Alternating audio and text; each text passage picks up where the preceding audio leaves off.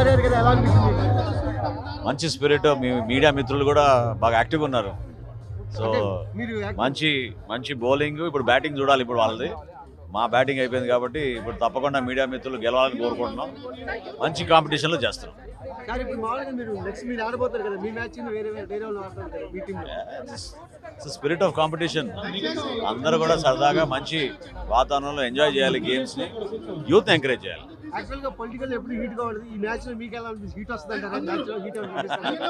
అంటే మీ ప్రత్యర్థి మీకు హీట్ అనిపిస్తుందా లేదా మామూలుగా అనిపిస్తుందా? అందరం మంచి సరదాగా మంచి వాతావరణంలో స్పీకర్ గారు కల్పించిన ఈ అవకాశాన్ని అందరూ సద్వినియోగం చేసుకుని ఖచ్చితంగా రాష్ట్ర వ్యాప్తంగా ఒక మంచి స్పిరిట్ మూడు తీసుకొచ్చే విధంగా స్పోర్ట్స్ పైన అందరూ కాన్సన్ట్రేట్ చేసుకునే విధంగా ముందుకెళ్దాం. ఈ మ్యాచ్ పవన్ కళ్యాణ్ గారు లైవ్ లో చూస్తున్నారా లేదా వస్తారు మ్యాచ్ లో వచ్చారు? పవన్ కళ్యాణ్ గారు ఎంకరేజ్ చేస్తారు అందరినీ ఎప్పుడు కూడా. యూత్ ప్రత్యేకంగా గ్రామీణ ప్రాంతాల్లో క్రీడాకారుల్ని అక్కడ ఉన్న క్రీడల్ని మనం ప్రోత్సహించే విధంగా కార్యక్రమాలు చేయాలని ఎప్పుడు కూడా ఆయన కోరుకుంటూ ఉంటారు. ఆ స్పిరిట్ని అందరం కూడా ప్రజల్లో తీసుకెళ్ళాలి. గ్రామీణ ప్రాంతాల్లో కూడా ఈ అవకాశాలు కల్పించాలి. పవన్ కళ్యాణ్ గారు వస్తారనుకున్నారు ఈ మ్యాచ్ కి, మరి ఏమన్నా మీకు చెప్పారా మామూలుగా? చెప్తారు. ఇంకా స్పెసిఫిక్గా ఇన్ఫర్మేషన్ లేదు కానీ తెలుసు.